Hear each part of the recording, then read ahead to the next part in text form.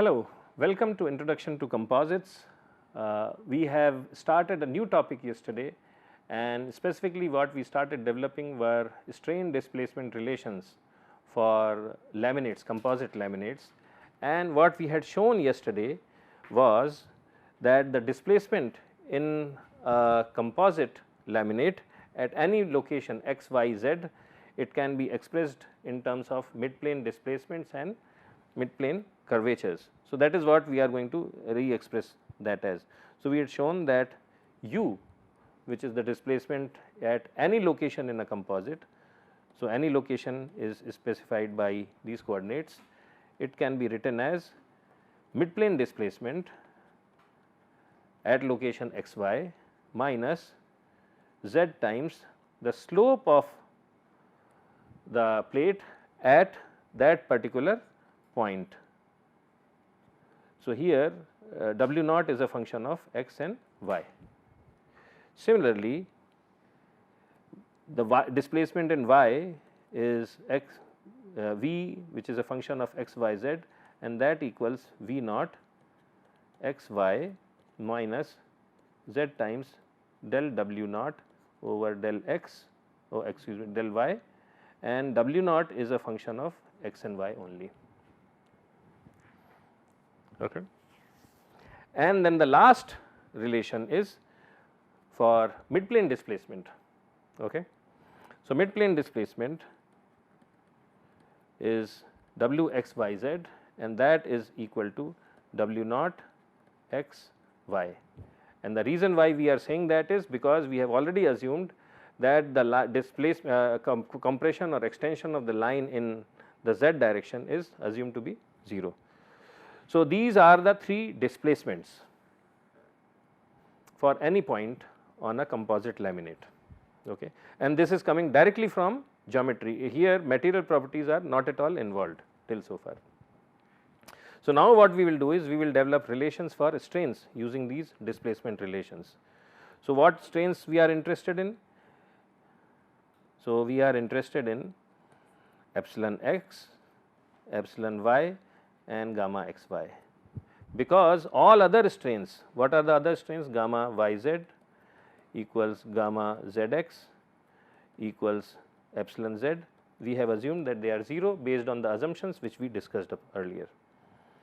So, what we will do is these are equations 1, and what is epsilon x? Epsilon x is nothing but del u over del x.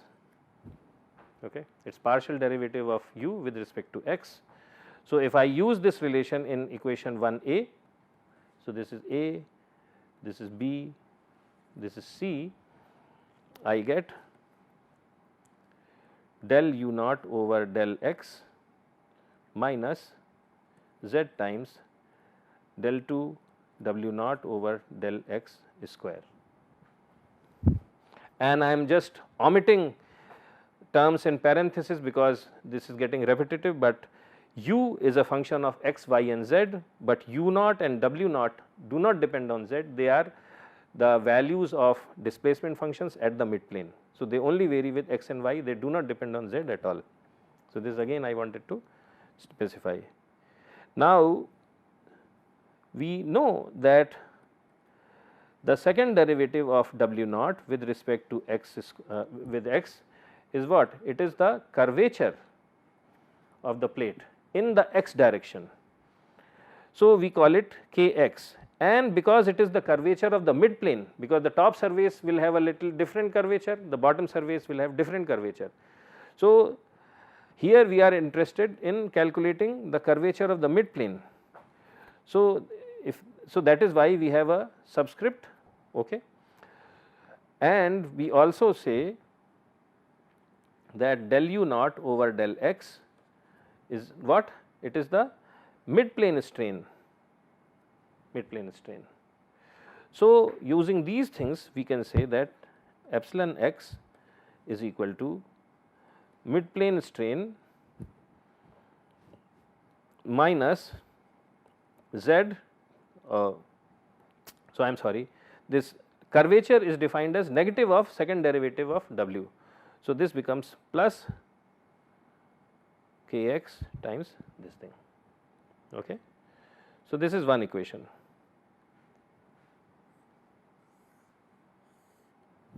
Now, once again this LHS is a function of x, y and z, but this it depends only on x and y, and mid plane strain also depends only on x and y. So, the reason left hand is function of x, y and z is because on the right side you have an explicit term involving z. If this z was not there, then left side would also be independent of z. Okay. Next we look at the strain displacement relation epsilon y. So, epsilon y is del v over del y, and if we use the equation b, and we differentiate this entire equation b with respect to y, we get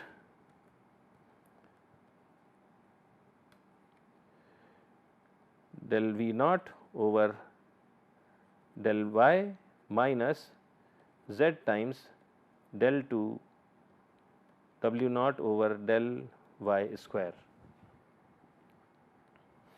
And because minus of second derivative of w with respect to y is curvature in y direction, so this I can write it as plus z times ky, and it is a mid plane entity, and partial derivative of v naught with respect to y is the mid plane strain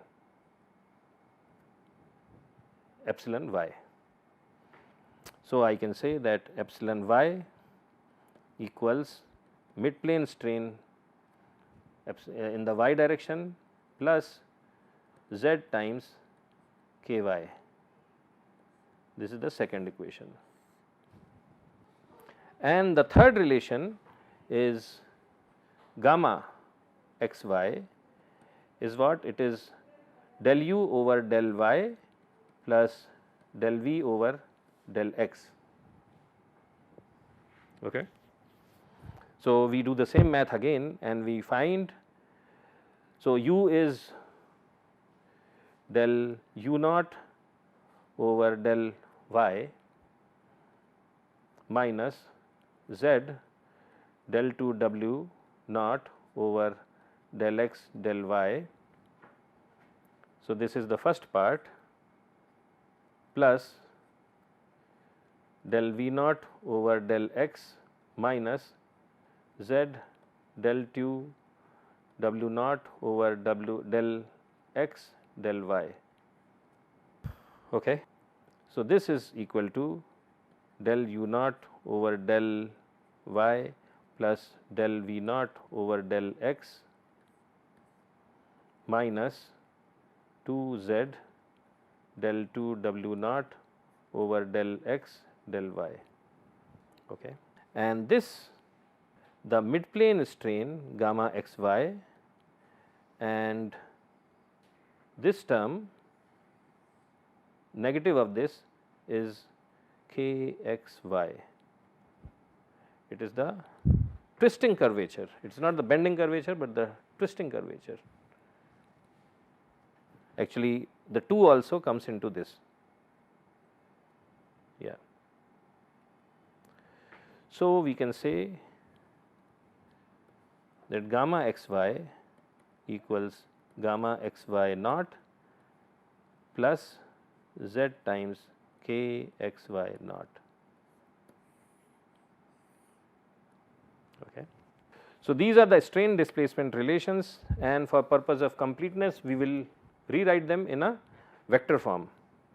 So, I have 3 strains epsilon x, epsilon y, gamma x y, and these are equal to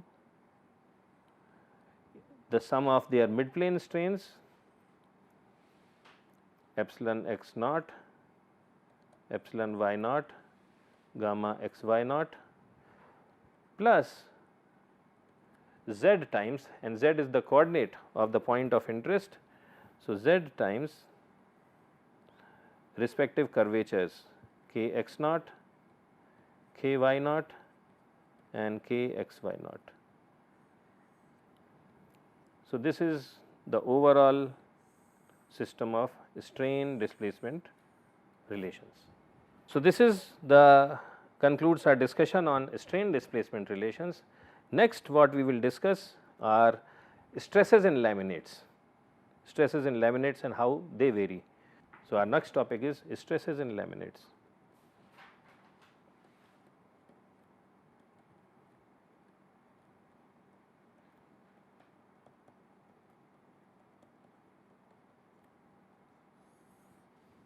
So, now the question is that if I know the midplane strain and midplane curvatures. So, what does that mean? That if this is a plate and if I know the strain at the midplane epsilon x naught, epsilon y naught and gamma y naught, and I also know the midplane curvatures, then using this relation I can calculate strains at all the positions on this entire axis, on this entire line segment AB using this relation, because for each point all I have to do is measure the value of z and plug in the value to calculate epsilon x, epsilon y and gamma x y, if I know epsilon x naught midplane strains and midplane curvatures. Okay. So, the point is that I can, for all the points on line AB, or actually AD, which because we used earlier AD, I can calculate strains. Now, if I have these strains, the question is, can I calculate stresses at every point on this line segment? So, that is what we are going to do. So, we know through our earlier lectures that for any composite, we had actually developed this relation that sigma x, sigma y, tau x y is equal to the q bar matrix times epsilon x, epsilon y and gamma x y. And what is this q bar matrix? q11 bar, q12 bar, q16 bar, q22 bar, q26 bar and q66 bar.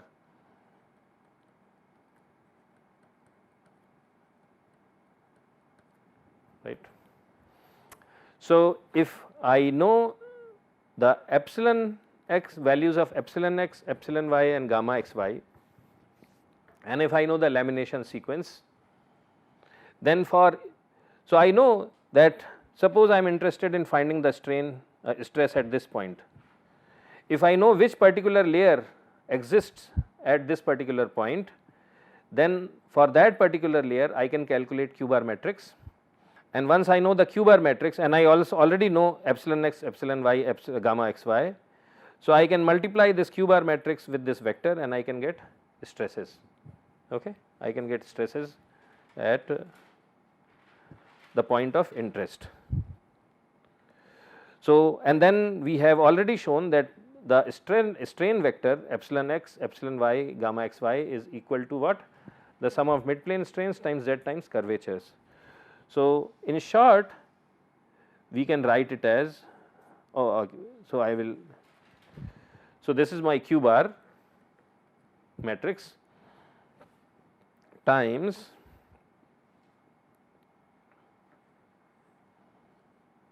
epsilon x naught, epsilon y naught, gamma x y naught plus z times curvatures.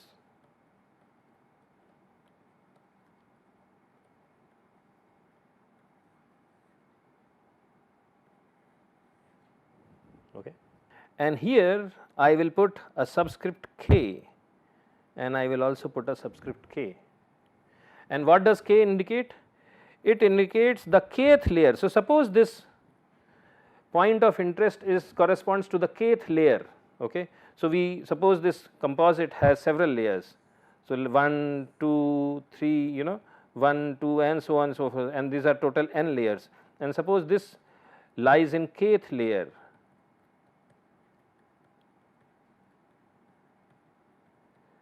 and that is the point of our interest. So, it is for that kth layer we should identify the q bar matrix. So, that is why we put a subscript here, and then we multiply that by the strain vector, and then and of course, the coordinate of the z coordinate, and then we will be able to get the overall stress in the system at that point. So, this is equal to, so I will, in short, I can write it as q bar for kth layer times midplane strain vector plus z times q bar for the kth layer times the curvature vector.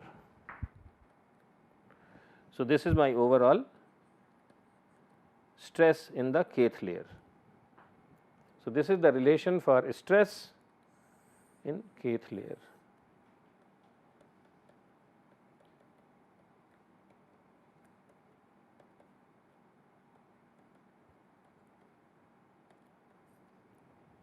Stress in kth layer. So, this I think concludes our discussion for today. What we will do tomorrow is we will have another 5-10 minutes more of discussion on this, and we will try to understand how stresses and strains vary in the z direction for a given value of x and y. And once that is done, then we will move on to the next level of this analysis, where we will start developing more sophisticated relationships between q, strains and stresses. So, with that we conclude our discussion, and we will meet once again tomorrow. Thank you.